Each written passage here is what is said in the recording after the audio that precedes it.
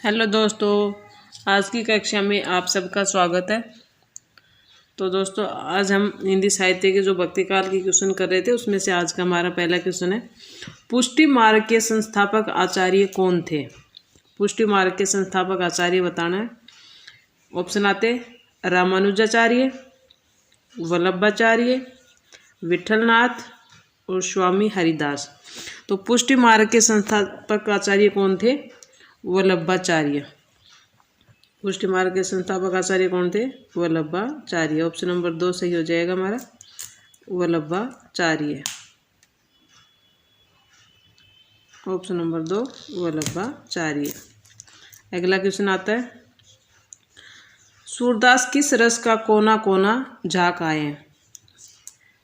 सूरदास किस रस का कोना कोना झाँक आए।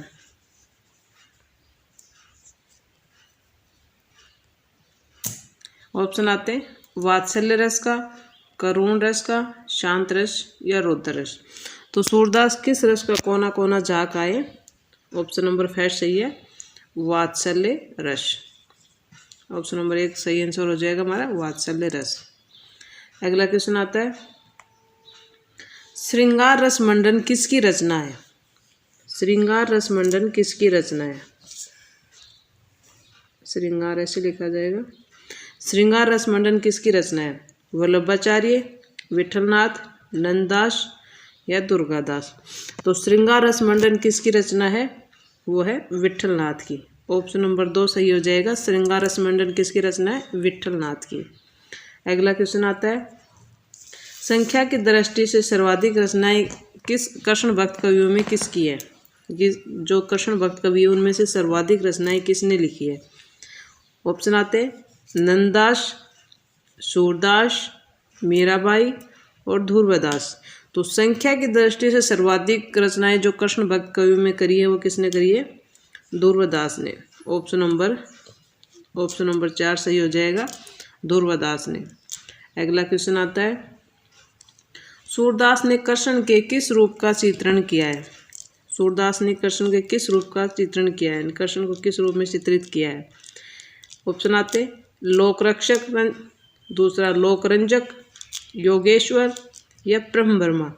तो सूरदास ने कृष्ण के किस रूप का चित्रण किया है, लोकरंजक कृष्ण का। ऑप्शन नंबर 2 सही हो जाएगा। अगला क्वेश्चन आता है, मेरे तो गिरधर गोपाल दूसरा न कोई, यह पंक्ति किसकी है। मेरे तो गिरधर गोपाल दूसरा न कोई, सिर्फ गिरधर को गोपाल को ही गिरधर बनाए, दूसरा किसी को नहीं। ऑप्शन आते हैं मीराबाई, सहजोबाई, रसखान, सूरदास। तो मेरे तो गिरधर गोपाल दूसरा न कोई, ये पंक्तियाँ किसकी है, मीराबाई की है ये। ऑप्शन नंबर 1 सही हो जाएगा, मीराबाई। अगला क्वेश्चन आता है, सर्वाधिक तर्कशील गोपियाँ किस कवि की हैं। तर्कशील गोपियाँ। ऑप्शन आते हैं सूरदास, नंददास, रत्नाकर, कबीरदास। तो सर्वाधिक तर्कशील गोपियाँ किस कवि की है, वो है नंददास की। सर्वाधिक तर्कशील गोपियाँ किसकी है, नंददास की। ऑप्शन नंबर 2 सही हो जाएगा। अगला क्वेश्चन आता है, साहित्य लहरी की विषय वस्तु क्या है। साहित्य लहरी की विषय वस्तु क्या है। ऑप्शन आते हैं ये नायिका भेद है, छंद शास्त्र है, पर्याय कोश है या रस है। तो साहित्य लहरी की विषय वस्तु क्या है, यह एक नायिका भेद रचना है। तो ऑप्शन नंबर 5 सही हो जाएगा। अगला क्वेश्चन आता है, भगवत कृपा के लिए वल्लभाचार्य जी ने कौन सा शब्द दिया है इसने। तो भगवत कृपा के लिए वल्लभाचार्य जी ने जो शब्द दिया है वो कौन सा है। फर्स्ट आते कृपा, करुणा, पुष्टि और दया। तो भगवत कृपा के लिए जो वल्लभाचार्य जी ने शब्द दिया वो कौन सा है, पुष्टि है। ऑप्शन नंबर 3 सही हो जाएगा, पुष्टि। अगला क्वेश्चन आता है, मीराबाई की भाषा किस कोटि में आती है। मीराबाई की भाषा किस कोटि में आती है। ऑप्शन आते हैं ब्रजभाषा, राजस्थानी, खड़ी बोली या राजस्थानी मिश्रित ब्रजभाषा। तो मीराबाई की भाषा कौन सी है, मीराबाई की भाषा है राजस्थानी मिश्रित ब्रज भाषा का प्रयोग किया मीराबाई ने। ऑप्शन नंबर 4 सही हो जाएगा।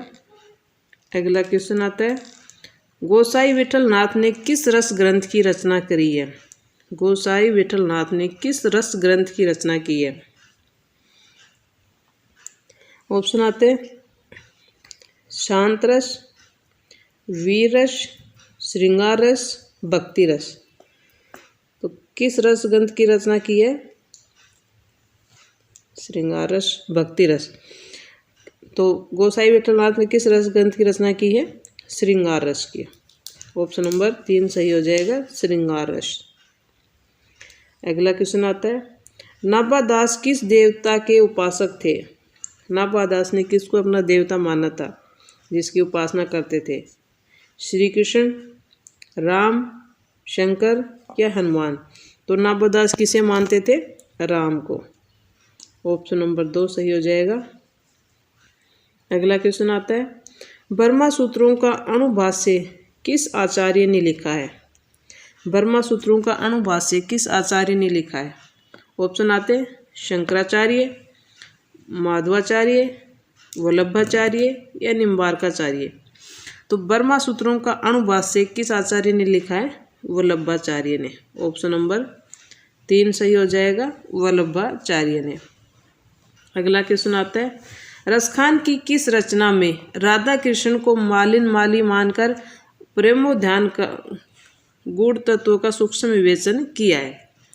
तो ऑप्शन आते हैं, सुजान रसखान, प्रेम वाटिका, दान लीला और अष्टचाप। तो रसखान की किस रचना में राधा कृष्ण को मालिन माली मानकर प्रेमोद्यान का वर्णन करते हुए प्रेम के गूढ़ तत्व का सूक्ष्म विवेचन किया है? वो किया है प्रेम वाटिका में। प्रेमोद्यान में यानी कि प्रेम वाटिका में। ऑप्शन नंबर 2 सही हो जाएगा। अगला क्वेश्चन आता है, गोस्वामी तुलसीदास ने अपना रामचरितमानस सबसे पहले किसे सुनाया था? गोस्वामी तुलसीदास ने अपना रामचरितमानस जो लिखा था वो सबसे पहले किसे सुनाया था? ऑप्शन आते हैं, मीराबाई, नंददास, रसखान और सूरदास। तो तुलसीदास ने अपना रामचरितमानस सबसे पहले किसको सुनाया था? रसखान को। तो दोस्तों आज के ही हमारे क्वेश्चन थे। मिलते हैं अगली कक्षा में, तब तक के लिए okay friends, thank you and bye bye. और अगर आप चैनल पे पहली बार विजिट कर रहे हैं तो चैनल को सब्सक्राइब कर लेना, शेयर करना, लाइक करना और एक प्यारा सा कमेंट लिख देना आपको ये क्लास कैसी लगी और आपके इसमें से कितने क्वेश्चन सही हो रहे हैं, क्लास आपको कैसी लग रही है, ये भी आपको कमेंट बॉक्स में लिखना है। मिलते हैं अगली कक्षा में। Okay friend, thank you and bye bye.